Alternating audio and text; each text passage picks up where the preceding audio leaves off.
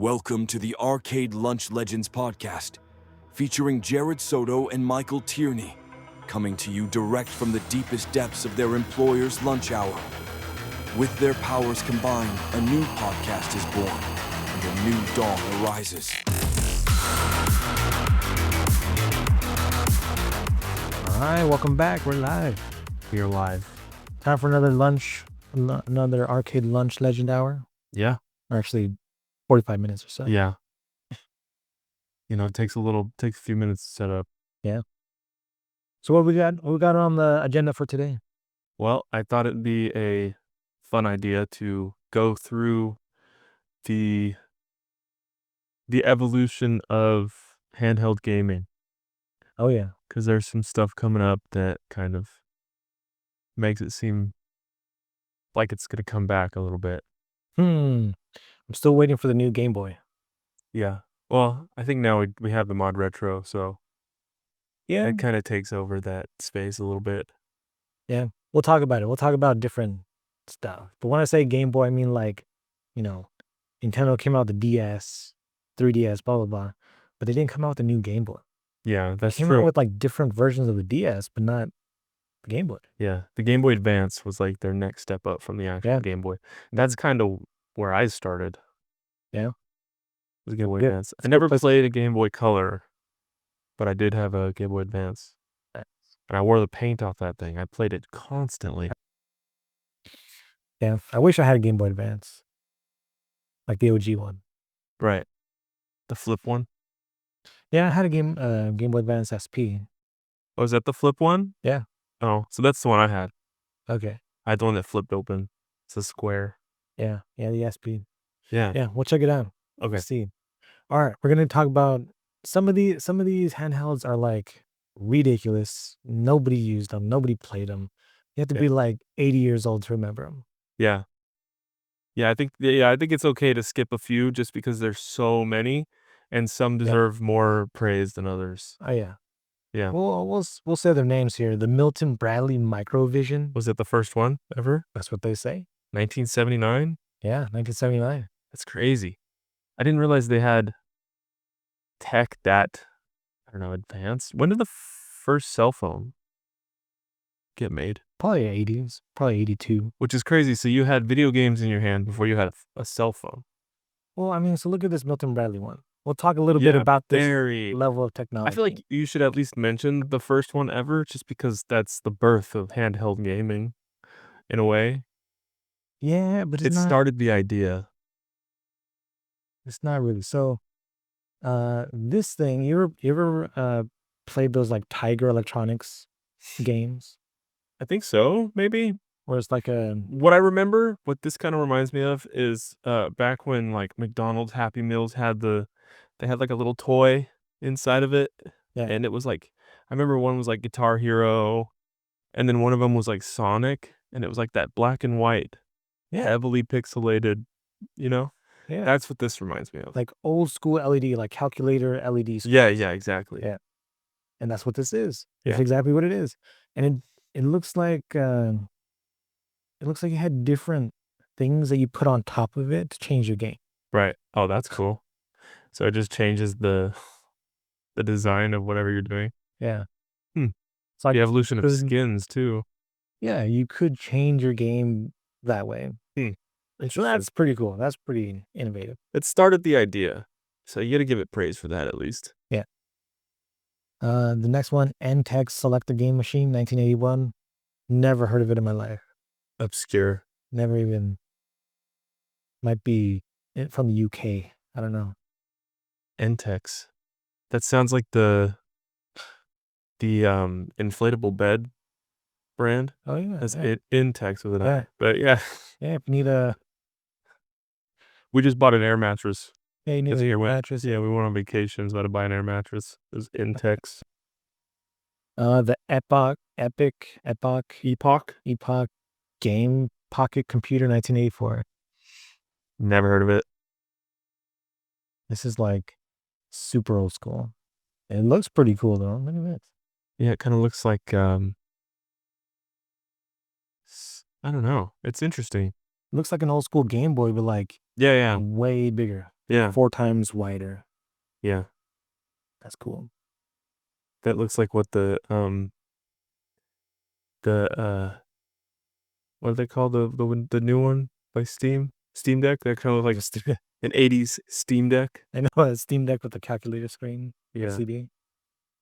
And then 1989 rolls around, Nintendo Game Boy. The generation starter. Yeah. So have you ever played one of the OG Game Boys? I had a friend that had one when I was young. Didn't do much with it. I just mostly was like, wow, this thing's pretty cool, checked it out. Didn't really get much into it.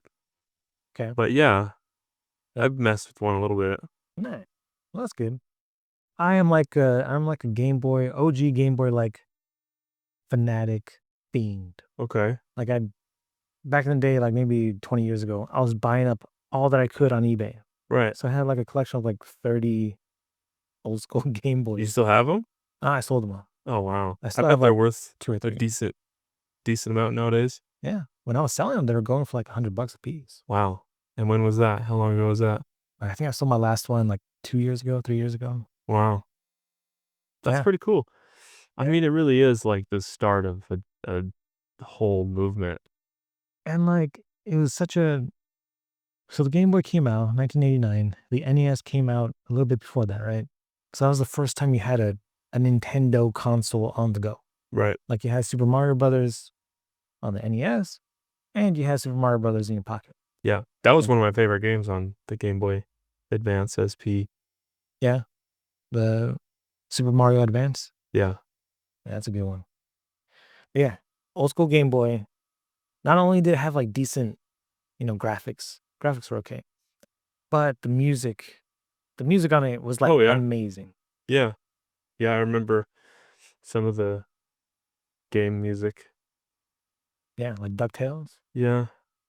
Well, The DuckTale versions of the songs on the Game Boy were pretty good. right. I think that They had a decent speaker too for being such a like small little thing. I mean, nowadays, like iPhone speakers are surround sound in your pocket, but back then, yeah. So definitely Game Boy, OG Game Boy is up there for me. The next handheld is the Atari Lynx 1989. I've never physically seen one before. this looks like a cell phone. Yeah, it's starting to look more cell phone style. Right. Never seen this in person, but I've heard about it. I feel like this was Atari's last ditch effort to Well, stay going. They're kind of like just trying to get out there, sell stuff. Kind of looks like a PSP before the PSP was made. Yeah. So good try, Atari, Yeah. Good When did the Atari come out? Oh, probably 70s, Yeah. like early 70s. Because I remember I had an Atari, not myself. My brother-in-law had an Atari. Right. Took it out of the garage, plugged it in, and the smell coming off of it was like burning dust smell. Oh yeah, yeah. After like 10 minutes. It's like turning on your heater after the summer. Yeah, but it was like 30 years of garage dust. Yeah. It's terrible. Kick up your allergies. All right, so next handheld, NEC Turbo Express. This is another one I've never heard of. Yeah, it's another. Like I've seen all these from like, looking on game lists and stuff. Also very old school. This doesn't really look portable. It looks like you have to plug it into a wall. No, it's a portable. Oh. That's just the AC adapter. To charge it? Yeah. I think that's just... Looks like a calculator. Yeah, it looks like a Game Boy. Like same layout as Game Boy. Right. But just like they're trying to one-up it. Right. Yeah. It was color too. It looks pretty good. Yeah. Not bad, but it didn't take off. Yeah. Yeah, a lot of these remind me of the what's that console we talked about a while back where they were trying so hard to take over Xbox and PlayStation, and they just couldn't do it. And then they got like shunned from the industry. I don't remember the name of that. It was, I remember The Omama, or what is that? the Omi or yeah, Yomi. yeah, I forgot. yeah. But I remember that whole story, and this is what these kind of seem like. Oh, it's just somebody else just trying the hardest. They're trying their best. Yeah. But you just can't take down the giants. Can't take down Arasaka. Yeah. I mean, so NEC, the company, did pretty good games, but not really the handheld. Like I've heard of the TurboGrafx 16, TurboGrafx Express, whatever. Like they're just pretty decent, but the handhelds, never heard of them. Yeah. Yeah.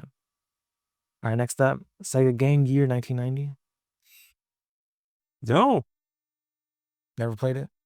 No. No, these are all like real obscure to me. I mean, I think this is 7 years before I was born. Yeah. So the Game Gear was like an amazing thing because it really brought like Sega Genesis level games into your hand. Right. So it was color, somewhat okay screen. It was kind of not that great, but you had Sonic, you had all kinds of other stuff in your hand, and it was like really big, and it took like 6 to 9 AA batteries. Damn. And they were done like that. Yeah, but I think maybe 2 hours of runtime, 3 hours. Which is another thing about the Game Boy. The Game Boy ran for like 40 on 4 AAs, like 40 hours. wow, yeah. So that was like, That's insane. that was way worth it. Next one on the list, Sega Genesis Nomad, 1995. This looks like an upgraded Game Gear. Yeah. So this was like the Sega Genesis on the go. Yeah, and it took Sega Genesis games. Oh, that's cool. There you go. Electric Thrift. Yeah, that's pretty cool. I'm curious what all these would go for online, money-wise. Well, let's take a look. $300. But it comes with Shadow Dancer and Art Alive. Wow. That's a decent price for something that was made in when was That's this one? 95. 95? Yeah, still works. Wow.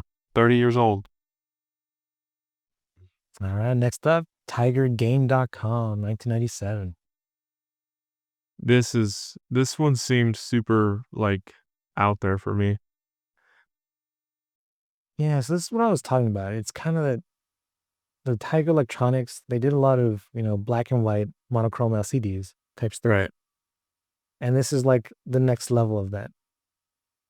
Where it looks like have games, but also like calculator, information input type stuff.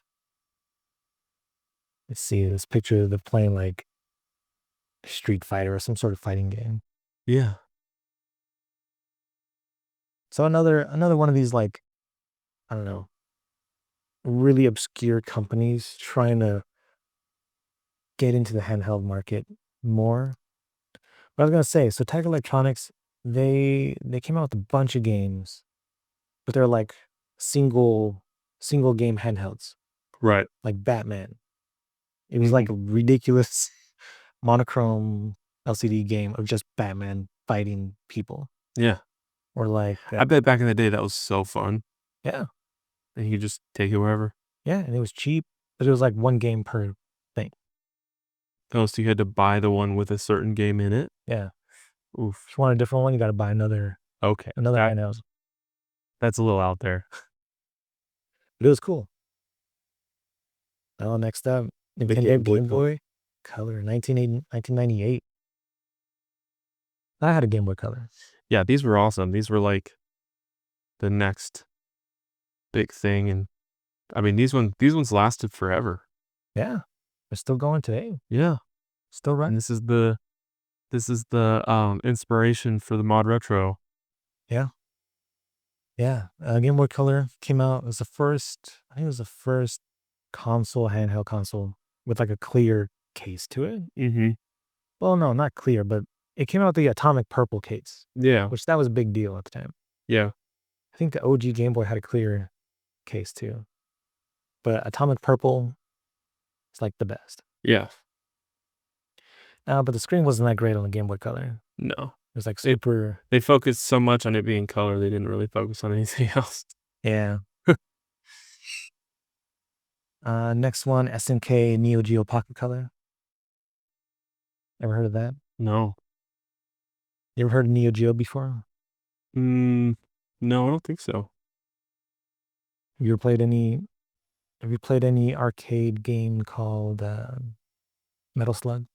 Yes. Yeah. That's Neo Geo. Oh, okay. So the Neo Geo arcade cabinet played a bunch of different games, right? Metal Slug's one of them. So Neo Geo Pocket, you had Metal Slug in On the go. pocket, on the go. Yeah. Along with a whole bunch of other random games. But it's also they're copying this looks like a Game Boy Advance before the Game Boy Advance. Right. Basically. So maybe Nintendo stole that from them. Yeah. It's probably like, how things were just going toward. Everybody was just kind of taking inspiration from everybody. Like that looks like a lot of fun. That looks like a good, solid game on the go. Yeah.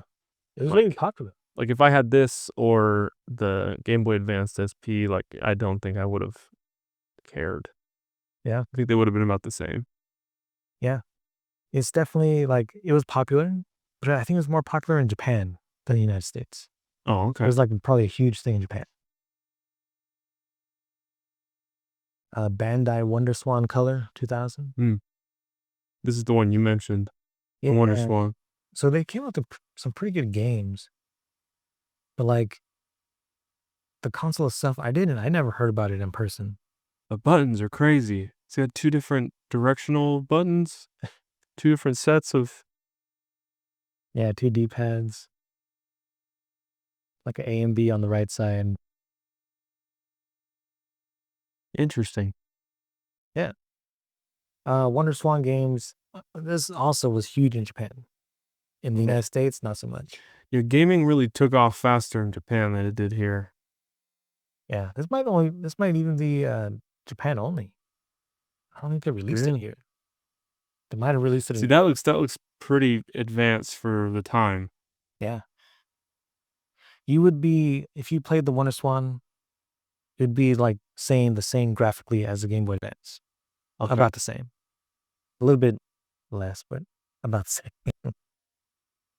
There you go. Game Boy Advance. 2001. Yeah. So you never played the old school? No, I think I actually might still have one of these. Yeah? But I didn't mess with it nearly as much as I did the SP. I think I still have the SP somewhere. Yeah. I might have to find it. You should, because they're worth like $200. Really? No. If they're in working condition. And they're in good condition, yeah. There's some models that are worth like a lot of money, around like $200. And those are the ones like the Game Boy Advance SP, if it has a backlit LCD screen. Those are like super expensive. So the regular ones, probably around 100. Well, mine lit up. Yeah. So. But it was like. That's. Mine lit up. Do you know the difference between a backlit and a front lit LCD screen? The front lit ones, it's like down in the front, right? It's like underneath in the front. Yeah, the light's like shooting up and then across the front of the screen.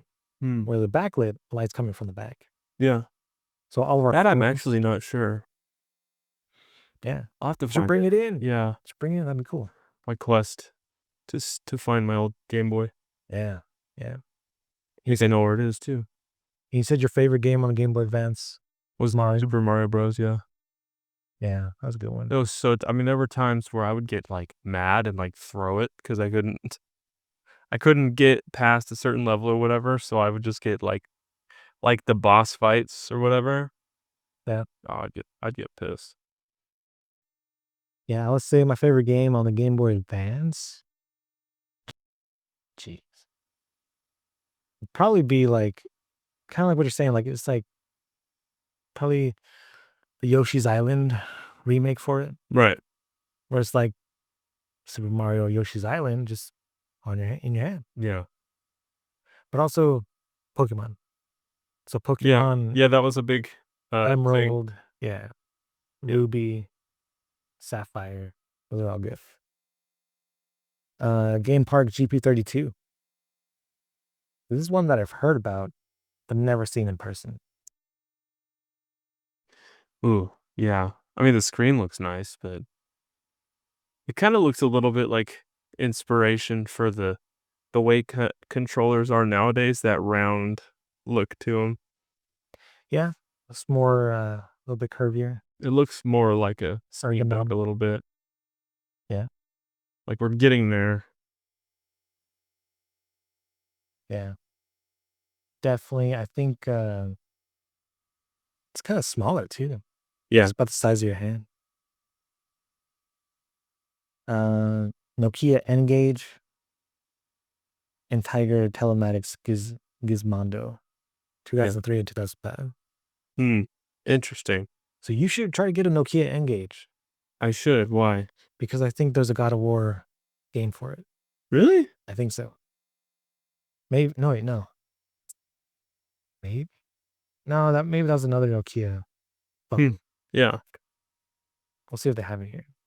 But yeah, either of these things, the N-Gage, never really seen. Whoa, that looks like a cell phone. Yeah. Because it is Nokia. I bet that thing lasts forever. I bet it still runs perfectly fine right now. Every single one. Probably. Wow. I wonder. Is that also a cell phone? If that's a cell phone, I'll get one and use it as a cell phone right now. Like if I could get that and make it my cell phone, I totally would. See. Does that have God of War?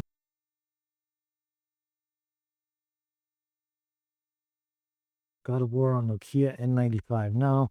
So the God of War game was just on a generic phone.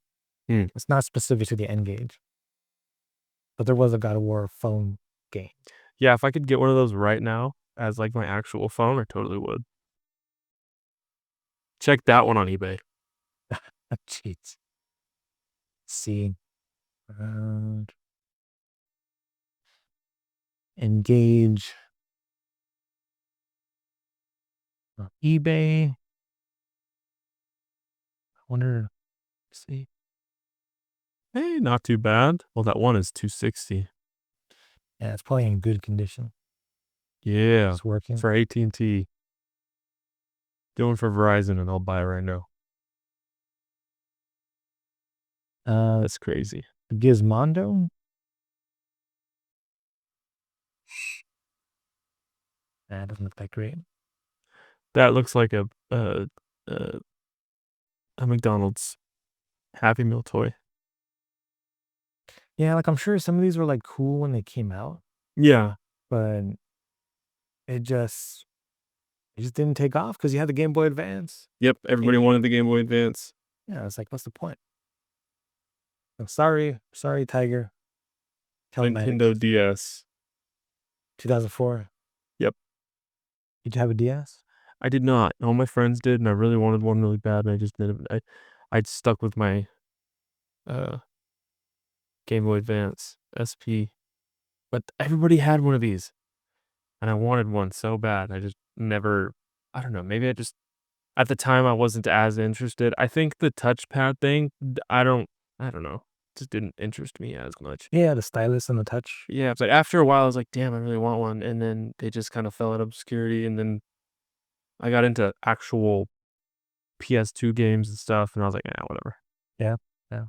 Until the next one. Hold on. So Nintendo DS, the first one was like super clunky and big. Yeah. It was like kind of not that great in the hands. Yeah. But later DSs, I wonder if this list has them. Later DSs were like pretty decent. Wow, so this ends? I think, let's see.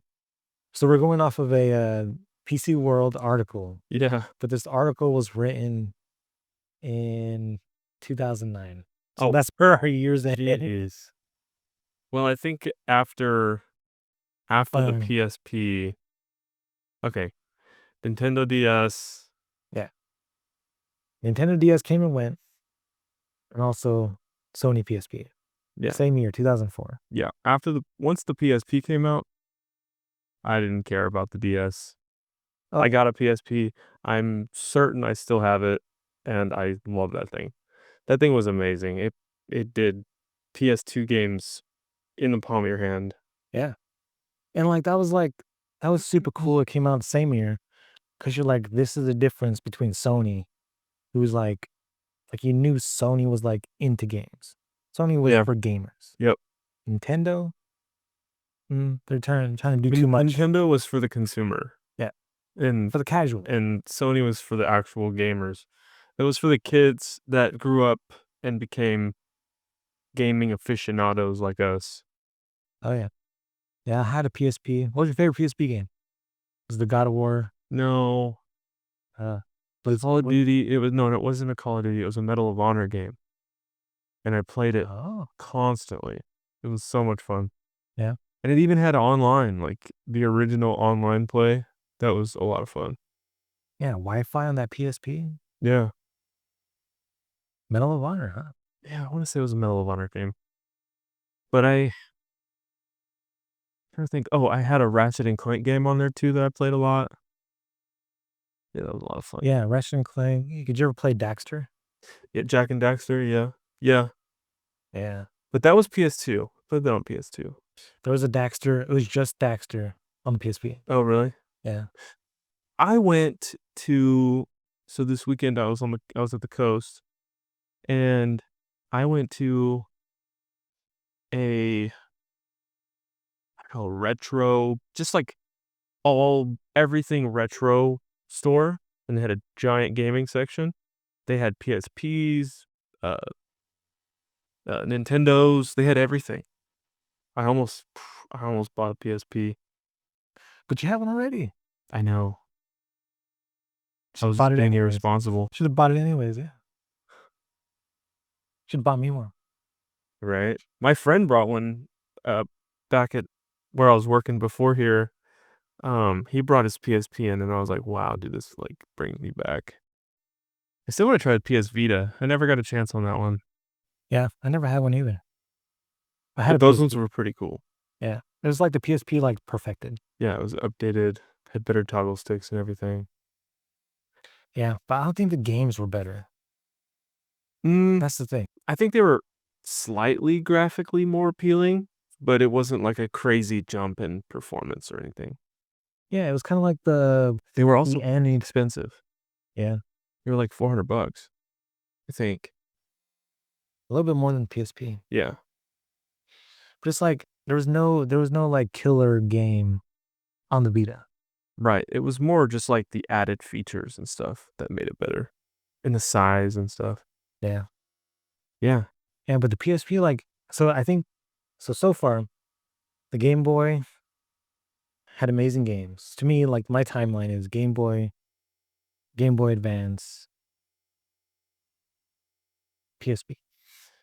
Yeah, for me, it was pretty much other gaming included. It was the Game Boy Advance SP, PS2, and then PSP for a while, and then I jumped into PS3. Yeah, yeah. But I think for just handheld gaming, those three that I listed, Game Boy Advance, PSP, everything else in there, everything else that we talked about, just didn't really matter. Yeah, and then it kind of jumped from PSP to PS Vita, and then Steam entered the game with the Steam Deck, and then it's pretty much been it until here recently. Yeah, yeah. But I mean, it still is. That's the leading thing. Let's see if we can rattle off the handhelds between the PSP or PS Vita and then today. Okay. Right? There hasn't been that many. That's kind of a problem. Yeah. That's kind of a big problem. Well, I think that's why the mod retro has gotten kind of hit the ground running with that, and also there's a lot of cheap knockoffs on Amazon for emulator gaming and stuff. Those are retro handhelds. Yeah. That's the category that those are. Yeah. Yeah. Just emulation handhelds. Yeah. But like, so the PS Vita came out, and then it was like, Oh, 3DS. there's also the Switch. It just yeah, boom hit me. yeah. So it's like there's like PS Vita, and then like Nintendo DS Lite, and all these other stuff, Yeah, and then 3DS came out, and that was pretty cool. yeah. I thought the 3DS came out like around the same time as like PSP was out for a little while, Maybe, probably. or was it before the PSP? That was after. Oh, After, way after. yeah. And then the 2DS, which is like the 3DS. The 3DS. Well, it's like a DS, but it's like fixed. Smaller. The screens are like right there. That's always open. The screens were bigger too. Yeah, A little bit, yeah. yeah, 3DS XL, another yeah. large. They version of it. also perfected the PSP a little bit. They made it a smaller one. The one I had, the one that I got. So Sony always kind of does that. They'll like release something, then they'll slightly perfect it, make it smaller, and then release that as the same thing, just like a newer model. So like the PSP I had was like, I don't know, maybe three-quarter inch thick. And then there's a newer one that came out that was like half-inch thick, maybe. Slightly lighter. Really? I believe so, yeah. But Sony's done that with pretty much every console. They'll release the big one, and then they'll release a more compact version. Yeah, like the PS2 and then PS2 Slim, Right. or PS3 and PS3 Slim. Yep. Same with PS5. They did the same thing. See, but let's check this out, because that's the PS Vita. Right. So PSP was kind of like a bar, right? Mm-hmm. And then you got PS Vita. Which was Oh wait, no, PSP Go. Is that what you're talking about? no. I think if you scroll up a little bit further, there's a smaller PSP. PSP So 3000. the revision, so PSP 2000, PSP 3000 was the last version of the PSP bar style, which had the best screen. The PSP 3000 had the better screen. But then talking about the PSP Go, which I kind I remember these. Yeah. Yeah, I remember they slid open. Yeah, I kind of remember that. The PSP Street? Looks like it was released across Europe, the PAL regions. Here we go. Yeah, no, dude, these were the PSP Go. I vaguely remember I that. think I saw it and I was like, wow, that's cool. But I was a kid. I had limited funds. One of the coolest things about the PSP2 that I remember is seeing the disc Yeah. and being like, dude, what is that? Because I remember seeing those little CDs and I was like, dude, that's so cool. Yep, the UMD disc. Yeah. Let's see. PlayStation. Let's look up the Vita. I remember I saw those discs and I was like, that makes me makes my OCD happy, seeing those little tiny discs. Yeah. So here's the Vita, which is the same shape as the PSP, but it's like bigger, way bigger screen, thumbsticks on both sides. Yeah. I wonder if it had a Q or a OLED? No? No. Was that way before the OLED? Yeah. See, and then they came out with the revised model. Yeah, see, they always do that. Yeah, so if you're talking about a PSP that's thinner, could be the PSP Go. Well, I still think the newer PSPs, the original model, the newer ones though, they were smaller. They were skinnier, lighter. Just a little bit. Yeah, like the 3000, you think, versus the 1000. Yeah, because even if you see the first two pictures, one looks slightly smaller. Yeah, yeah.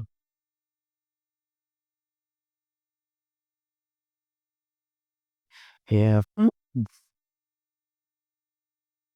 Came out like 4 years later. Imagine 4 years of like research and development time. Yeah, they they do that every time. Okay, all right. So let's keep going. Let's see. So after we ended on 3DS, 2DS, and then the Switch.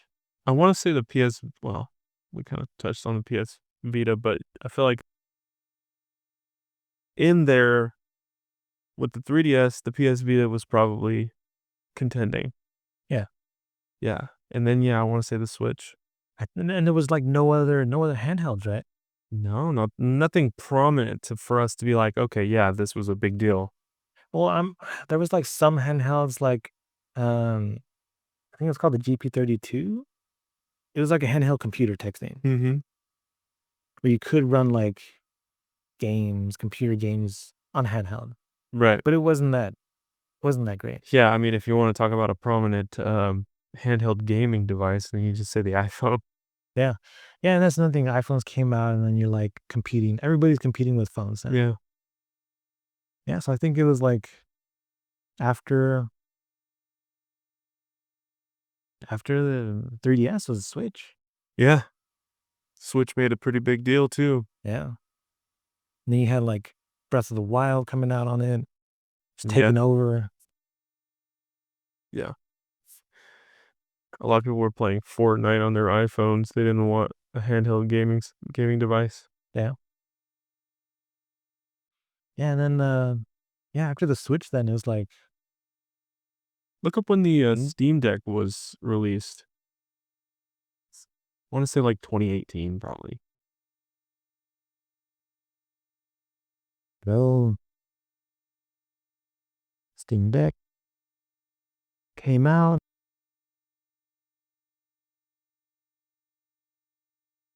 2022. Yeah. And then later released with an OLED model. Switch did the same thing. Switch then released a OLED model shortly after the original. This wasn't shortly. It was like 6 years late. Was it? Wow. Okay, I'm very, very wrong. Yeah, so Steam Deck, yeah, it was like a year later. They're like, oh, I still want a Steam Deck. Steam Decks are cool. Maybe I'll buy one when I buy the Steam machine. yeah. I have to rob a bank though, for all that money. Yeah, see, so Nintendo Switch came out in 2017. Yeah, 2017, and then the OLED came out in 2021. Wow, I didn't realize it was So like a long 4 time. years later. When was the OLED created? Like, when was that technology made? It's by now. Kind of came out in. It could have been one of those things where like they invented it like 20 years ago, but then nothing had it until like. Right. It's probably the think- iPhone that had it first, probably. Let's see. So talking about it in the 1950s, 1965. First polymer LED, practical OLEDs, 1987. Yeah, so it's like one of those things where like Yeah. they're bringing it in little by little. And then Sony in 2007 was the first OLED television. There you go. Wow. Have you ever seen those televisions that have PlayStations built into them? I think I've heard about them, yeah.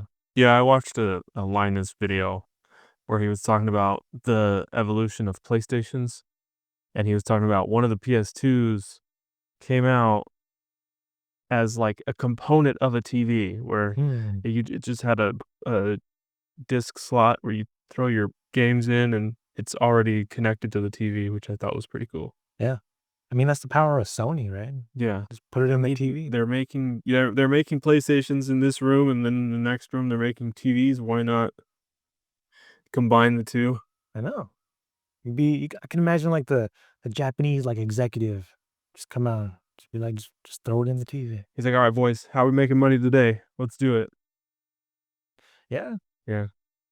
They're like, we got too many PS2. Like The guy's sitting in the corner like, why don't we just combine the PlayStation and the TV? I mean, they're buying both anyways. yeah, So like, let's you're a pay. genius. Yeah, promotion. Yeah, promotion. Then he becomes CEO. Yeah. Yeah, that's pretty cool. It's kind of like, I remember seeing, I think there was a GameCube and a TV like mashed together. Really? Or a GameCube and like something else. Like, it didn't look like a GameCube, but it had all the controller ports and everything. Yeah. Well, that was one of the cool things about the Wii. The Wii had the functionality to where you could just plug in a GameCube controller. Yeah, on the top. Yep. I still have one of those too. That's revolutionary gaming device there. Yeah. Oh yeah. I never really played it that much though. I had a Wii. played the hell out of my Wii. I never played it. So a lot of the consoles and like handhelds that I had, I never played them when they came out. Yeah. Like the first couple years of their release. It was always like way later. I think we bought one like a year or two after they were released because like we would have lots of like family get-togethers and stuff, and that was like the best thing to do when family came over is like Wii Sports. Yeah. We'd have like Wii bowling tournaments and stuff. That was so much fun. I mean, we still do it today with the Switch, but it's almost kind of lost its luster a little bit. It's not as cool as back then when the Wii came out. Do you just do like Mario Kart? Oh, my dude, so this was around, I don't know, when did the Wii come out? 2008? Probably somewhere around there, yeah. You see where I'm going here. 2008 was like the financial crash. Yeah. My dad had lost his job, so he was at home, and he got like severely addicted to Mario Kart. I'd come home from school and he'd be, "What's up?" He'd be over there playing Mario Kart. So that's like a staple of your household then. Oh yeah. Yeah. I'm sure if I put it back in the living room, it would get used quite a bit still today. Yeah, no. For me and my family, my wife loves Mario Kart on the 64. So we're playing that, whenever I can bring out the 64. Whenever I'm allowed to, Yeah. Mario Kart is on. Whenever you're allowed to. Yeah. I feel that in my soul. Yeah. Yep. I felt that. Yeah. Whenever I have the opportunity doesn't arise that often. Here's the thing. It's a funny thing. If you have like a retro game console and it's outside where the public can see it, normally your wife doesn't want you to have that. Yeah, I feel like your wife kind of thinks that everybody's looking down at you for having game consoles out in view of the public. Yeah. Yeah, I feel that. But I think it's only with like retro stuff. Because if you have like a Nintendo Switch or whatever out, PS5 or whatever. A Switch or a PS5 is like a status symbol. Yeah. But anything old, it's like, what's wrong with you? Yeah. Yeah. I think I'm gonna hook up the Wii when I get home later. Yeah, get that out. With Thanksgiving's in a couple days. Yeah, dust it off, power it up. Yeah. Make sure it runs. Yeah. I got the Switch too. The Switch works fine, but it just doesn't have that same, I don't know. It's like doesn't have the same like nostalgia factor. Yeah. You have that white obelisk on your entertainment center. It just like has like a glow to it. Yeah. Yeah. But also here's another thing too. Like the Switch, it's like, yeah, you have little cartridges that you put in, but most of the time people just download whatever games and save them up. Oh yeah. I've never bought an actual. No, we bought one recently because we're doing like a Christmas thing for my daughter. She's getting Gabby's Dollhouse on the Switch. But besides that, like everything's just bought digital. Yeah. So the Wii, you gotta get that CD, they're smaller than a regular CD. For the Wii? Yeah. No. I think they are. Maybe there's some that were. No, you're right. The game, I was thinking about the GameCube. The GameCube was way smaller than disc. Yeah. Yeah, the Wii, you still need that CD and pop it in. Yep. You have to wait while it loads. I still have like 100 games for the Wii too. I sold some, made a little bit of money off some of them, but yeah, I still got a ton. Yeah, time to hook it up. I think I want to get a PS2 as well. I want to get that going again because that was really cool. Just turning it on and the freaking piano falling out of the building. Yeah, it was super loud.